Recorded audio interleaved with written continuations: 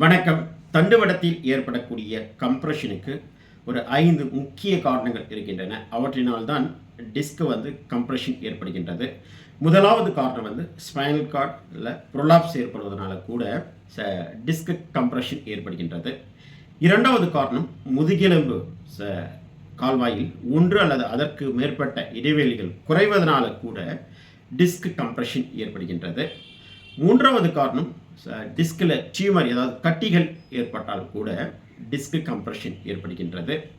நான்காவது காரணம் தண்டுவடத்தில் இன்ஜுரி ஏதாவது ஏற்பட்டாலும் அல்லது ஃப்ராக்சர் ஏற்பட்டாலும் கூட டிஸ்க் கம்ப்ரெஷன் ஏற்படுகின்றது. ஐந்தாவது காரணம் டிஸ்க் டீஜெனரேஷன் என்று சொல்லவும், ஏதாவது முதுகெலும்பில் தேய்மானங்கள் இருந்தால் கூட டிஸ்க் கம்ப்ரெஷன் ஏற்படுகின்றது. ஆக இந்த 5 முக்கிய காரணத்தினால்தான் டிஸ்க் கம்ப்ரெஷன் ஏற்படுகின்றது.